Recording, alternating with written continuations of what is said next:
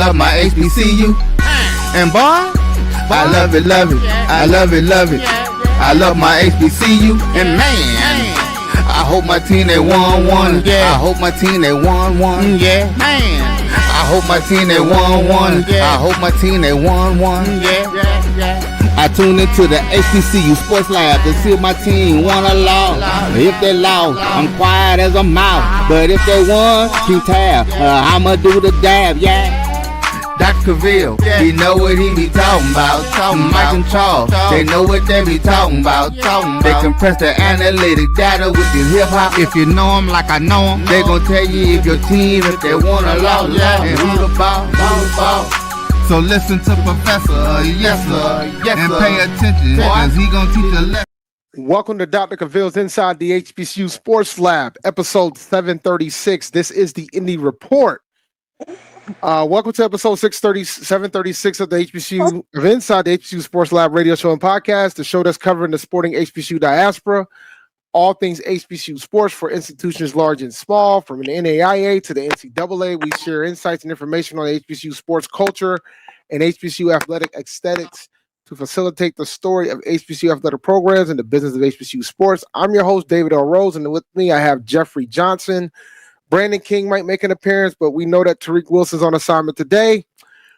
We are filming from our home studios and sending a signal live to our KCOH 1230 AM studios with the Texas Radio Hall of Famer Rob Cooper in the beautiful home of Texas Southern University from Houston, Texas. Mr. Johnson, how you doing this lovely day? Yo, I'm back. Had my surgery. Check it out. Look at that. Bruh, listen. Man, people are looking at me like, yo, is he okay? You know, like that, you get that, like, hey, is he like on something? You know, like, you missing 4 of them. You know, from like, you can't eat candy apples no more. Oh, wow. So, yeah, so I had to get the surgery. I'm good now. But, yeah, so I'm back. All right. I want to start with the MEAC. Yeah. Our old stomping ground, so to speak. How you feeling about Delaware State, man? 2-0 on the conference, got a chance to go 3-0 on Friday against Morgan? Honest, nobody saw this coming. Like, there's one guy that saw this coming. You saw it? No. Oh. Scotty, my boy Scotty, he saw it coming. He's been calling it. He said they were going to win 8 games this year, which I will say a few of the recruiting gurus that I follow, they were high on his recruitment before the season.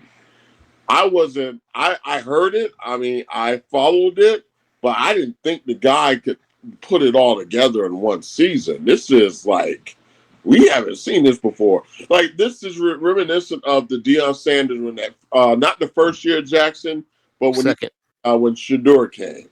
Yeah. It's gonna get interesting, man. Like, I'm still concerned about their defense. Oh yeah, particularly their pass defense. Yeah, the defense. I would say the pass defense is very sketchy at best. Like, the best way they win games is just shootouts. They can run. Well, they don't even want to do that when you keep it a bean. Like, they can run the ball. This is the number one in the country in rushing. No, I totally agree. But I am. Like, what Deshaun Jackson of all people, not saying that he was a bad person, but whoa, you know. But he seemed more serious about this. He does. He does. He's more serious. Like, whereas I feel like I saw a clip of a Norfolk State recruit talking about the recruitment to Norfolk State. He said he only saw Michael Vick for maybe 10 minutes. Nothing was the housing package didn't come through. Many things didn't come through. So it felt like, okay, does he really want to do this with Norfolk State? But with Deshaun, I feel like the whole administration or the whole athletic department is all in with him. Absolutely. My thing is, I like to see it because, honestly, Delaware State has been in a funk all the way going back to the Al. What was Al's last name? Al, the old coach. I don't, man. Do not ask me about Delaware State coaches, please. Yeah. And I will say this: if Delaware State gets to the Celebration Bowl, Oh God, no. this would be more impressive than what Deion did. Oh, absolutely. Delaware. And he ain't got to go multiple times. He only need to go once, because especially if he does it in his first year. This is what, man. Just don't wear those hideous powder blue colored jerseys, man. But no, do the red, man. Come on, keep it a bean. But no, I am because they had Kermit Blunt. Was it Kermit? Kermit was it Washington as a coach. They had a bunch of like coaches whose specialty was one coach's his specialty was in recruiting. Another one he had a system, and they all like just flamed out there. You know, Delaware State for a while was a places where coaches go to die. You know, and so I'm happy to see that Deshaun Jackson is recruited well. They have a good running game. They had brought in players that talking to some other coaches that I've spoken with, they got guys over, I would say, upper echelon FCS programs. And I'm sitting here, Delaware State, what does he got going on in the water over there? So definitely impressed. And what they did with Central, wow. Yeah, to crash their homecoming, man, and pretty much it makes it fascinating for the rest of the way. Like, there's still a scenario where the school down the road can go to the Celebration Bowl, but that's going to require them beating South Carolina State. Yeah, and Del State losing to South Carolina State, and then there's a 3-way tie. The school down the road goes. Now is Delaware going to Orangeburg? Nope, they got to come to Dover in November.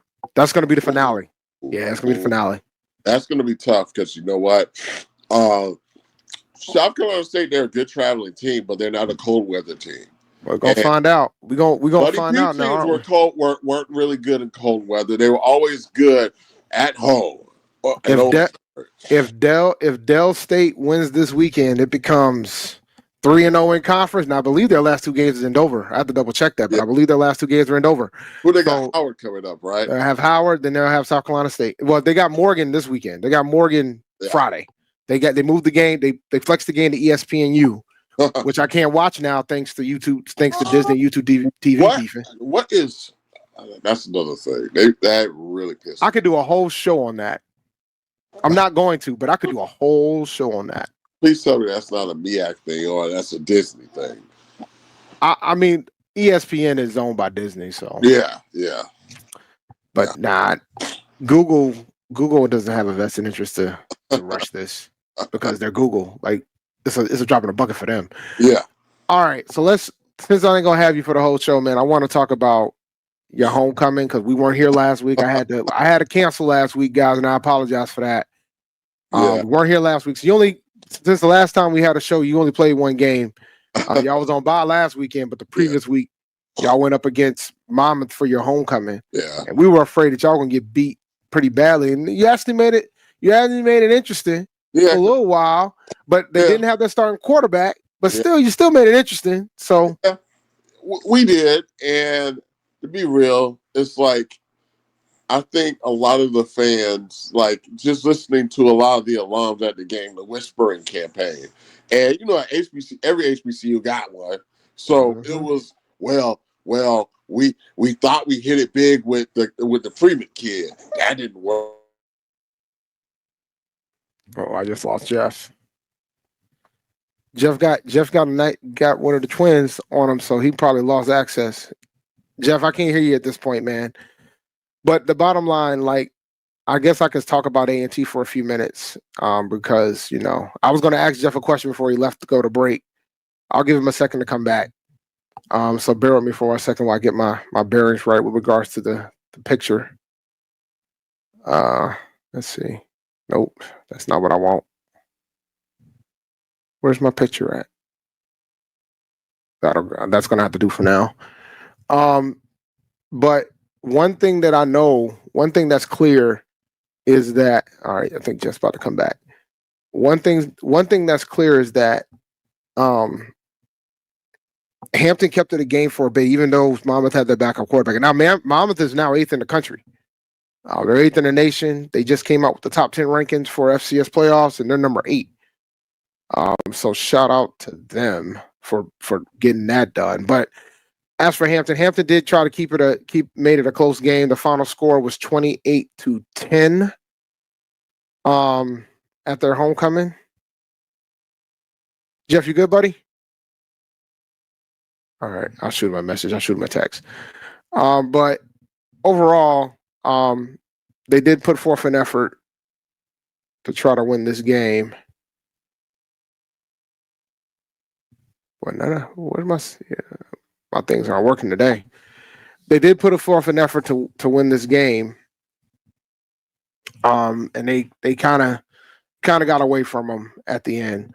But they did put forth an effort. I want to talk about A&T and what happened these last 2 weeks. It was pretty much the good and then the ugly. I mean, I don't even want to. I'm skipping the bad because it was ugly. With what happened last weekend. But as for Hampton, and hopefully I'll probably take a break after this and talk about A&T, and maybe Jeff can come back in. As for Hampton, they play Maine this week, and Maine is 4-1 in the conference. And a lot in the CAA, and a lot of people didn't see that coming with Maine. All right, let's try this again. Dude, listen, I'm sorry, bro. No, you're good. So yeah, I don't know why I cut out that. I kept yapping, and I realized I wasn't in the studio. Yes, yeah, I kicked you out to give you the clue because I figured you didn't know. So I know you were talking about the Whispering Committee. Okay. Oh, that's where I stopped. Bad. Oh, that was terrible. Okay, Whispering Committee. All right. First, it was the coach. The problem is the coaches he got on staff. Then it was the problem was. Nobody. He says only a few people wanted that quarterback, Freeman, out of the highly requested quarterback, and then it turned into I didn't want him, you wanted him. I didn't want him, he wanted him. Then it turned into a lot of other things. But case in point is the fact, and another people saying we're not recruiting 757, which is true, but at the same time, though, a lot of those kids haven't express any interest in going to Hampton. But to the game, I will just say this. I think from what we saw, and for all the people on the sideline, our offensive line is small. I wouldn't say small. It doesn't have to be big, but they're not compared to them. Yeah. It's a hodgepodge. And you saw like Prunty recruited the CAA well, and he knew exactly what needed to be there. Bookend tackles, you need them. You got to have them. Guards, like guards that can run block, you got to have them in a center, an agile center. We had those last year with the guys that we had on staff. This year we don't have them. Running game, I would say, has always been consistent, but you can't really run when the blocking is kind of spotty. So I felt like a lot of the times that we were reduced to gimmicky plays. And when your offense becomes smoke and mirrors all the time, you ain't beating anybody. Sooner or later, the trick is going to run stale. And so that basically was happened the past 3 weeks. So as far as defense is concerned, this is on the field way too long. It's like we don't really have a consistent pass rush. I would say the secondary is decent, but if you're consistently on the field, you're going to tire out. So it's just a chicken and egg scenario with us. Offense really needs to figure out ways to convert on third down, which they haven't done. And, third and 6 is a death wish for us. 3rd and 8, impossible. So these are just things that going into next season that we need to kind of figure out. Nah, I hear you, man. So you guys got Maine next week, and I surprised you to let you know that they're 4-1 in the conference. Dude, that's the problem. How can they just be abominable in 1 year and turn around and be 4-1 the next year? Well, the wild thing about Maine this year was that they weren't supposed to be that good, and they had a rough out of conference schedule, but they played some pretty good teams. Like we had them on the ropes. We had those guys beat. We had Maine beat, man. Yeah. We had them on the ropes. Yeah. I was at the game. Yeah. So they've been able to figure it out and win these one possession games. They've been able to close out these games. They're 4-1 in the conference. Now, did you play them up there or did you play in Green? We played them up in Maine. Wow, you were up there in Maine? Yeah, I took the ride up there to go to the game. Yeah. But you know what? Maine has always had a wide open offense. So, of course, they've always been clever. And Hampton just ain't never been clever. So, I just feel that with this game, like, oh, God, they remember what happened last year. So, I got the sense that it's going to be, they have this game circled. And hopefully we are able to do something. But honestly, if the running game is not if the running game is not working, then we pretty much, I would say, our possibility or the probability of us being successful goes below 20% or maybe 15% because they're a wide open offense. They can score 3 to 4 plays. That's what they do. Yep, they can. We need 10 play, 12 play drives to keep that offense off the field. And our defense won't have the pass rush. Or if we do have the pass rush, they just go strictly to that screen game, which is, they put a little slot guy out there or a tight end screen, and it gets to the point it's insufferable, and then this is what happens. And you look up, it's 35-10. Now, I will say that they're beatable, but yeah, you got to have a run game with those guys. Do you have time to do one more segment, man? Oh yeah, come on, I'm good. She had to call me. She had yelled at me. All right, after the break, I want to talk about A&T. So after the break, I'm gonna at the beginning of the break, after we get back from the break, I'm gonna ask you a question. Gotcha. And then we're gonna talk about the last 2 games from A&T. All right. We'll be right back after this break. This is the Dean of the College of HBCU Sports, Kenyatta Cavil of Dr. Cavil's Inside the HBCU Sports Lab with Mike Washington and Charles Bishop. Come mix it up in the lab where the course lecture is in session every Tuesday from 6 o'clock p.m. Central Standard Time on Facebook Live, YouTube Spreaker, or the BCSN app. As we discuss all things about the HBCU sports culture, including exploring the week that was in the sporting HBCU diaspora, as well as the upcoming week of HBCU sports. With me, the Dean, the College of HBCU Sports, on Dr. Cavil's Inside the HBCU Sports Lab with Mike Washington and Charles Bishop. Course lecture dismissed.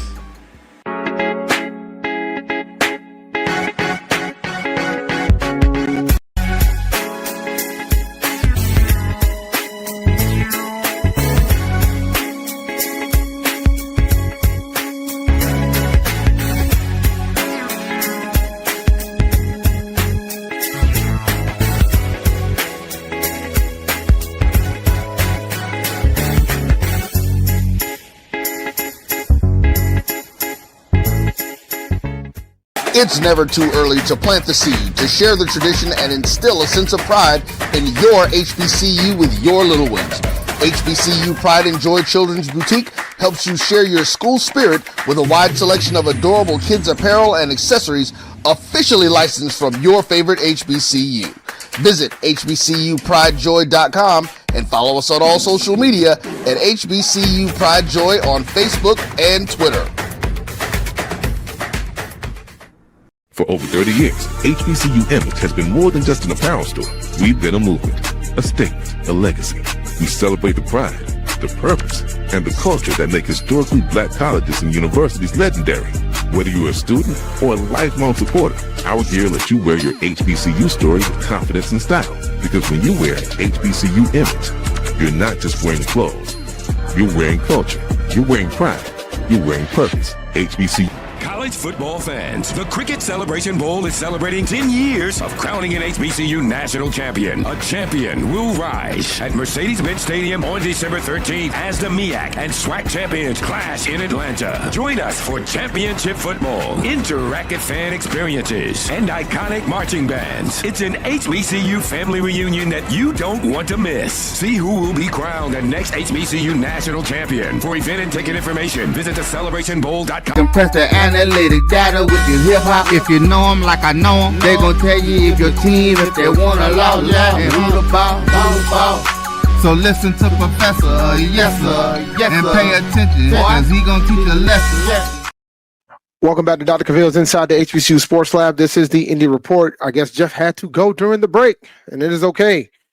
So I want to just go over the games that happened while we were out, since we did not do an episode last week. So North Carolina A&T, their last two games were at home. Their first home game was against Campbell. They had this miraculous comeback, so to speak.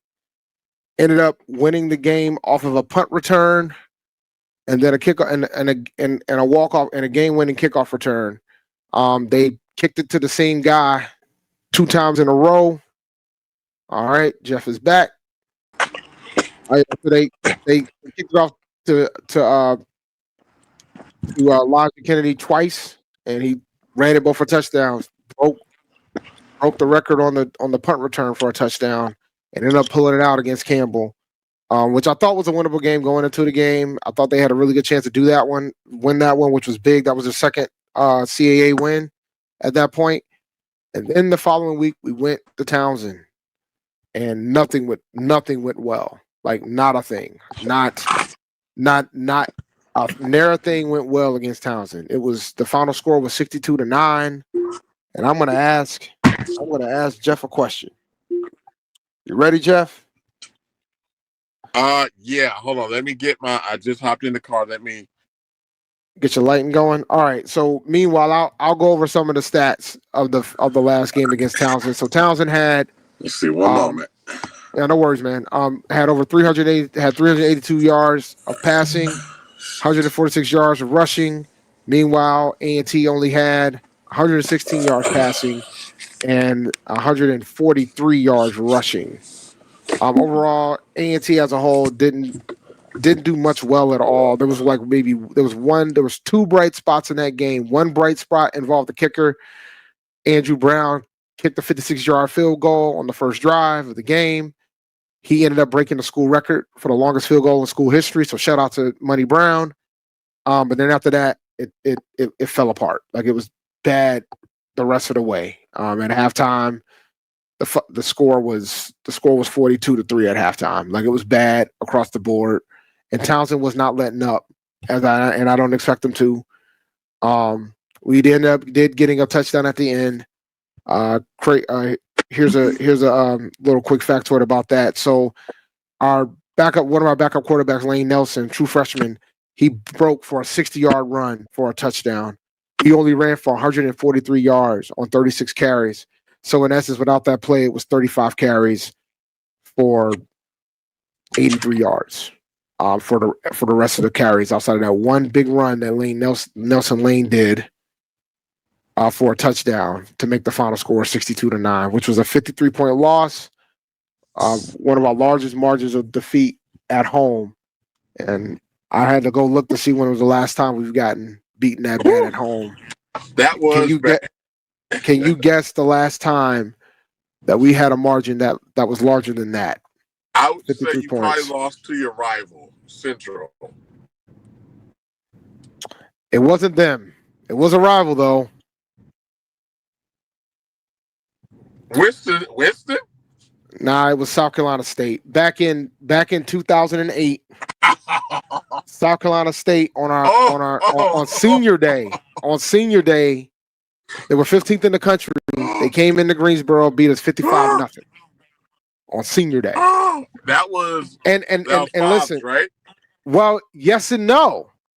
That was Lee's Fob's final season. However, he was let go during the season. So George Ragsdale was the coach for that one as an interim coach. Oh my God, good old George Ragsdale, man. Yeah, so okay, so that I'm ready. What's the question? That was the question. Oh yeah, that was the question. God. It was bad, man. And so like when you consider what we look like with Campbell, and I will be honest, against Campbell, I was concerned about the offense. The offense did not look good at all. I didn't think KJ White I think KJ White was struggling. It was struggling against against Campbell as well. But on top of that, to make matters even worse, we can't get a run game going to save our life. And that has been killing us all season. And I know that Coach Gibbs wants to establish a run, but that has been a struggle all year. And the same thing happened with Townsend. Could not establish the run. KJ had a couple turnovers. It was rough. KJ only threw for 90 yards in that game. It was just rough. It was not a good game by any stretch of the imagination. And Nelson Lane, who's our true freshman, he has 2 more games he can play in with 3 games remaining. So I anticipate we're going to see him for 2 of those last 3 games. My opinion, I expect KJ White to start, but if KJ White struggles again, I expect us to play Nelson. But I'm not there. I expect Nelson Lane to get some burn. I think Nelson Lane has the potential to be the future of the program from that regard. But I know they want to preserve his red shirt. So I would say that there is potential for that, but I think he needs help. He doesn't have any. He needs a tight end, and the line just has not been doing him any favors. And to be honest, I wouldn't want to scar that kid any further. So. Well, Nelson did fine when he came in, man. He did all right. He went 3 for 12. He only had 4 passes, 3 for 4 for 12 yards, but he broke for a 60-yard touchdown. Scored the only touchdown for us in the 4th quarter. Yeah, I mean, they didn't even have their starters in. Come on, man. But they were beating us up without our starters in then too. But they scored 20 points in the second half. We were down 42-3 in the first half. They were taking their guys out after in the 3rd quarter. Like, it was bad, man. It was not good. And I think everybody we legitimately thought walking into this game, we had a shot to beat these guys. Yeah. And losing to them is one thing. Getting beat by 53 is another. At home. And it's not, and to be real, it's like Greensboro, I would say Aggie Stadium has always had like a mystique about. Well, I would say a mystique about it. You just don't get beat like that. I would say for the past, maybe during the Vincent Brown era, but I felt that you guys had somewhat laid you're still laying the foundation to creating an atmosphere of toughness, but I do not like the idea of other teams just waltzing into our stadiums and just beating us and then laughing at us. I really hate that. And I just really think that we need to figure out ways that, and I think Gibbs is doing that. He has the temperament. I love that. I love the fact that he wants to stump out that behavior from these kids who are all about, flash and all of this. But I just don't like being a doormat in the CAA at all. And that to me is the bigger elephant in the room, honestly. I'll be honest, man. Outside of this game in the CAA, we've been competitive in every single game that we played against. We were within a possession. And we've beat ourselves every game. But this one, it was pretty much the perfect storm of beating ourselves, because Townsend did not really play that good, but we were just that bad on Saturday. We just was not good in any facet, period. We weren't that good. It was just a rough day in the office on Saturday. But now they got to head up to Long Island, New York to go play Stony Brook. That's next up. And they only have 2 conference wins too. But, our old QB who got benched. So. Yeah. I heard he got benched, but I'm wondering if they'll probably reel him in. But they were saying that he might be playing. He's gonna get some play time. So they've been playing a platoon, it looks like. So we'll see, man. This is the second time that we haven't done a good job in handling wins, right? When we beat y'all, we freaking laid an egg against the school down the road. And when we beat Campbell, we laid an egg against Townsend. So I'm curious to see how we're going to respond going up to Long Island. Let me tell you guys something. I live in New England. It is cold. It's cold. All right. I think kickoff's at noon, which means it's really going to be cold. It's going to be cold at least until it'll probably get to the 50s by the time 1 o'clock hits, but kickoff's at noon. But it's like warm weather teams. I wouldn't even consider North Carolina A&T a warm weather, but oh God, that's a recipe for disaster. Honestly. But there's different types of cold, right? It's one thing, just like when you guys, like I ain't gonna be able to go to the game because I'm gonna be out of town. But when you guys come out to Rhode Island in November, bro, Oh God! You know what? That's like that it's reminds gonna be me. cold. I live here. It's gonna be cold. Yeah, it just reminds me of the scene you're heading into like when the movie with Brad Pitt and when he's in England and they were trying to feed the guy to the dogs. I feel like that is coming for us when we go to Rhode Island. It's just that. I'm trying to hold off. I was hoping that Brandon King would get here, but I guess I have to talk about Tennessee State without him. Yeah. Luckily, So I got a house because I'm actually making a Target run, but yeah. So like about Tennessee State, they're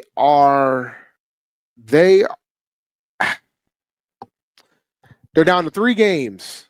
Yeah. All right. So their last 2 games they played Western Illinois. They lost a tough one to Western Illinois, which was rough. Yeah. So I thought that should have been a game they should have won. Then they got beat pretty rough against Lindenwood, 13-35. Yeah. So now they're winless in conference. They're 0-5 in conference, I think. Yeah.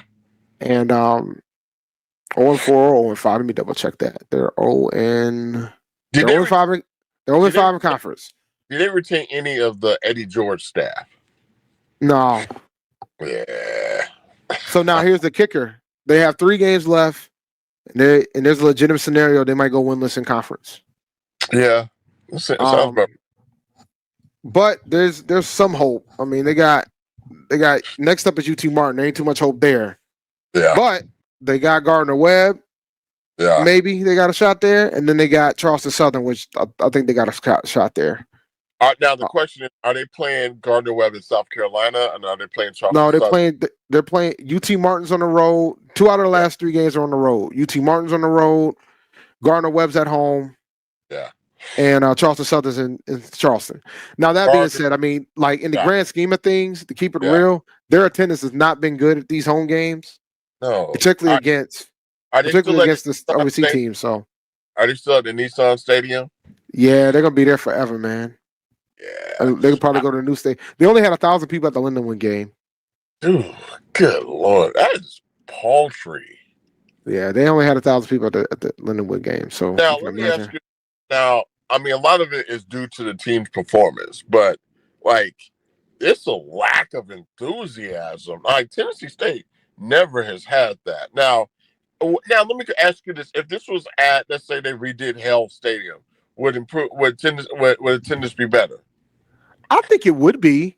Yeah. I think, but at the same time, I think you got to galvanate the community, and then you got to figure out a way to get the students there. And I keep bringing the theory about, and folks don't always agree with me about it, but the key to having a lot of people at your games is your student engagement. Yeah. And I think the big thing when it comes to that is that, even if they have shuttles, that's still that's still a thing that the students would have to do. But then at the same time, you also have the factor of they don't have class on Fridays in Tennessee State, man. Yeah. So a lot of these kids go home. So on top of that, it's just going to be tough. Yeah. To try to galvanate the base, and the answer could be, well, maybe the alumni can come, the local alumni, and that's a good idea. Yeah. But it's clear that the alumni base wants Tennessee State in a HBCU conference. Yeah. You know what? It's like, even if they are in an HBCU conference, I mean, I know it will help somewhat. Now, is this up to the administration or is it the state? Because I remember they said that is somebody above the administration that says that they have to be in a different conference. They can't be in an HBCU conference. I believe it's more administration than state. Oh, but okay. I that's not my. I'll keep it quite frank. Yeah. That ain't my call. I'm not 100% sure on that, but yeah. I've been told that, they've had offers to do football only in the SWAC. So it's not like it's something that's not an option for them. Yeah. They're kind of making a decision not to go that route. I mean, if you're worried about travel, I mean, ultimately, and I've said this when it came to A&T, and going back to the MEAG, even though I think that's I don't want to get started with that. But my big thing has been I was like, ultimately, you guys only care about one sport. Yeah. And that's it. Y'all ain't really y'all ain't talking about the other ones at the same level of one. Yeah. And that's the reality of it, right? So I'm open to like coming back just for football. Yeah. That's not my decision. No. But at the grand scheme of because I just don't see them moving everything there. Like we're successful in track.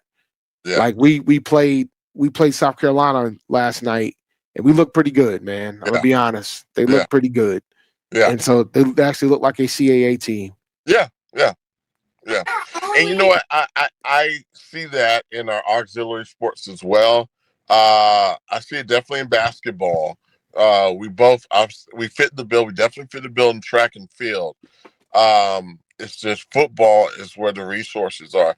And I do feel like Hampton and A&T both have the resources, but whatever it is that we are missing out on it big time. And I like speaking with coaches who coached at Hampton and coached at other CA programs. They have well, I would say some say, oh, okay, well, it's the pay. Well, that's one thing. Some say, okay, facilities. Well, you know, I went to Towson for grad school, and oh man, you see, I went to Towson for grad school. That stadium is just as hideous as a lot of other MEAC programs. In fact, it's even worse than a lot of SWAC programs. So you can't really say it's facilities as well. So when the last time you've been to Towson? Well, shoot, I was just there today. I wasn't on campus, but I was at. I'll tell you this. What? You know where they're beating us up at? Where a lot of these schools are beating us up at? What? It's the sports outside of football. Yeah. Like their basketball arena. Yeah. Okay. Yeah. Nice. It's nice, but you know, it's like it's not. It's nice. Convocation Center is nice. Burr is nice.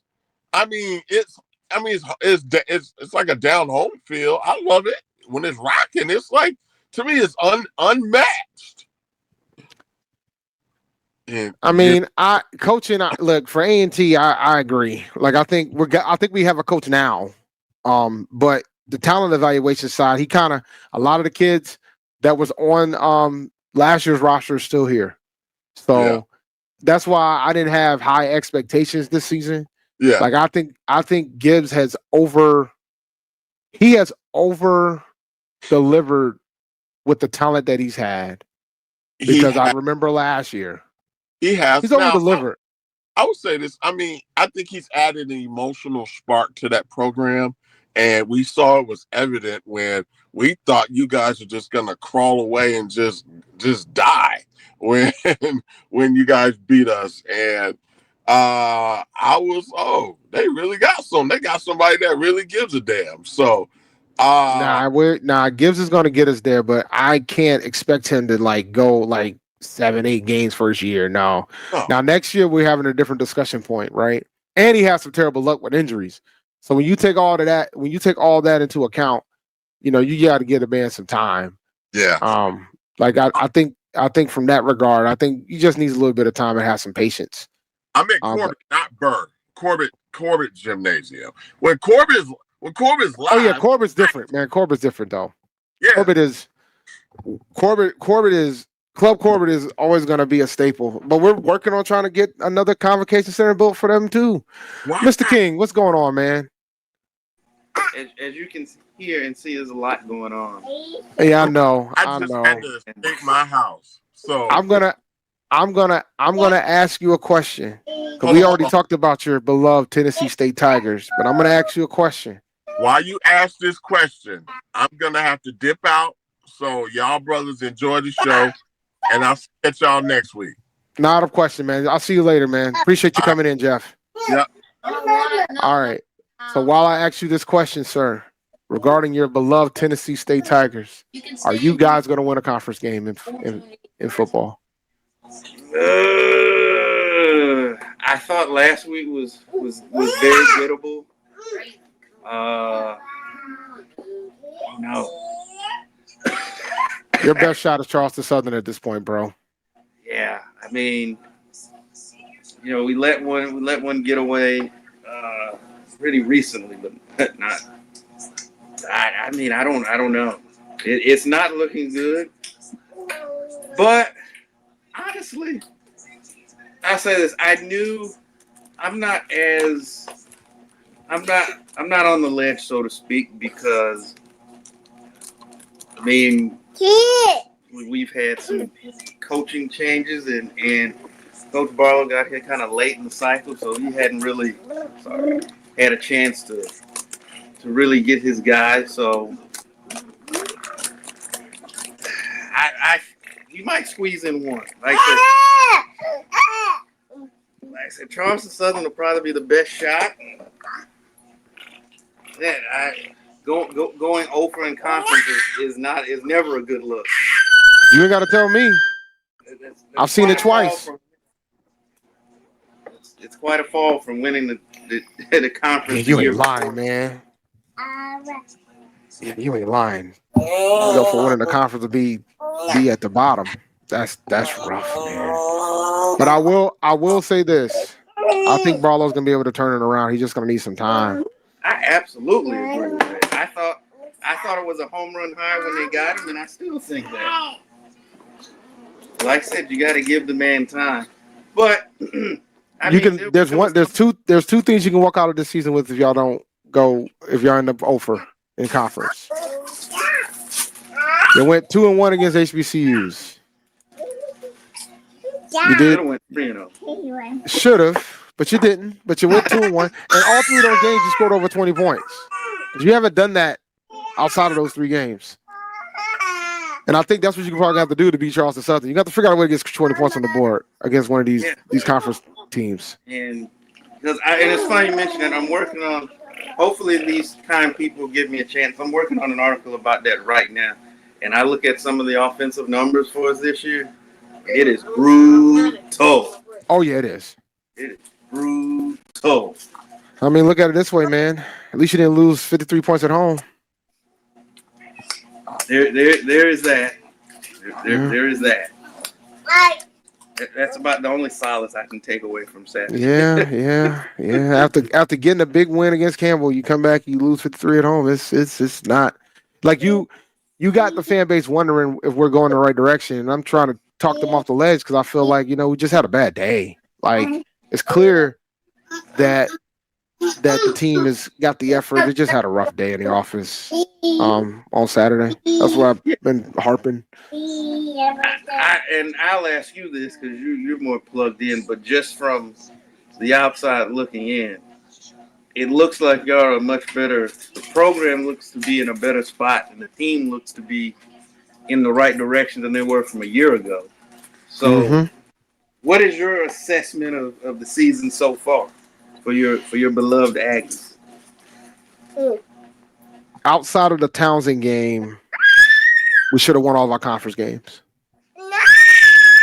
We should have won them all. We should have beat y'all too. I think we've been beating ourselves all year. We should have beaten South Carolina State. We should have beaten y'all. We should have beaten pretty much every conference game with the exception of Townsend. Townsend was that's a burn the film type of game. It was just bad across the board. I think that Gibbs' message is resonating with the football team, even though most of those guys he did not bring in. And I think Gibbs is going to get a golden opportunity next year to bring more of his guys in, and hopefully he can keep the guys that want to be here, that he likes as well, and be able to revamp this roster next season. But I think we're going to be fine. We got to get bigger up front. We got to figure out how to get the run game going again. Like that has been the killer all year. Like, and I know Gibbs wants to run the ball, and I think he wants to run the ball to the point of he's going to try to run the ball whether he can't. So there's going to be a point where he might have to change his philosophy just a tad if he can't get the right personnel in to run the ball the way he wants to. And like I said, I think if you solve that problem up front, you're over half the way of solving the run game right there. That's the issue, man. Our offensive line, and the thing is for A&T, that's typically our strength is our offensive line. Even last year with Coach Brown, that was the ability that we had. We had the ability to run the football. We couldn't pass the ball to save our life. but we had the ability to run the football. This year was the first. This week, last Saturday was the first game where like none of our quarterbacks threw 400 yards. So it was bad. Like I think we had 116 yards total, but nobody had a 100-yard day. So it was rough. To the point where I'm like, I'm not ready to say let's go with basketball season yet because I feel like we have a winnable game. We got. If it depends on what happens this week in Long Island against Stony Brook. Like if they get because the thing is, Campbell almost beat that Stony Brook team. No, not Campbell. Townsend almost beat that Stony Brook team the week before they played us, and then they freaking blew the doors off of us. So I'm like, I gotta figure out which team's gonna show up. And maybe with us being on the road, they'll be more focused. Because what I've noticed is that when we get big wins, we don't know how to respond to try to put them together. Like we got the big win against Hampton, freaking got demolished. Gave us 62 points at home. Got the big win against Campbell, got demolished. Gave us 62 points at home. Like same total. Scored less this go round. So we got to start stringing this thing together. So we'll see what happens when we go against Stony Brook. It's not going to be an easy game. We shall see. We might see a quarterback we recognize because Hampton's old starters got benched, but I think they're doing a platoon over at Stony Brook because Chris Zellis got benched a few weeks ago after he had that bad day. Oh wow! Yeah, so we'll see. We'll see what we get. Yeah, and I think winning is a process. You like I said, learning how to win a game is one, and then learning how to string that together, about having that consistency is probably the next evolution for your team to make. Once they figure that out, particularly if they can figure it out, finish the season strong and have that momentum going into next year, and you got Coach Gibbs with the full off season to get his guys in there. 2026, y'all could be rolling. Yeah, man. We're going to see. We need to be. I think we got Norfolk next year. We got Norfolk next year, if I remember correctly. So we might get the Michael Vick experience next year. Yeah, I like to think they're. I think they're better than their record indicates from what I have, the games that I have seen. The penalties have been killing them. Oh, that's what I was just about to say. It's so many times you would watch them. Penalties kill a drive for them. Penalties keep a drive going for the opposition.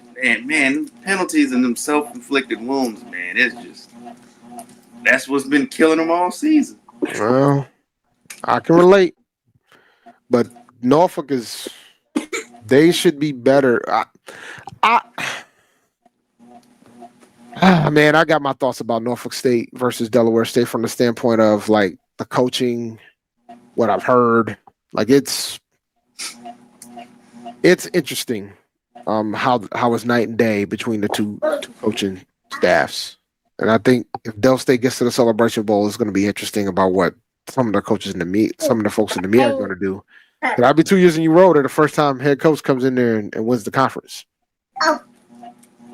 So last year was South Carolina State. Yeah. This year might be Del State. But Del State going to have to go 5-0 to make it happen, looks like. Yeah. 4-1 ain't going to be enough unless South Carolina State loses, which I don't think is going to happen. Well, I mean, maybe the school down the road does something. We'll see. That Friday night game, like Mia's going to have a lot of Friday night games on ESPN, on the ESPN family networks. So we'll see. We'll be tuned in. It'll be. I got YouTube TV, man. I ain't gonna be tuned in to much of anything. So they come up with a deal. I could be tuned in if it was on Flow Sports or Fox, CBS or ABC. I mean CBS or NBC. I had to break down and get ESPN Plus this year.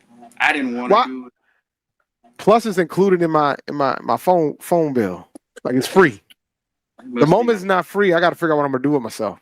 I get that Disney Plus and Hulu for free. So once they tell me I got to pay, I got to ask myself some questions. Do I really want to pay for this?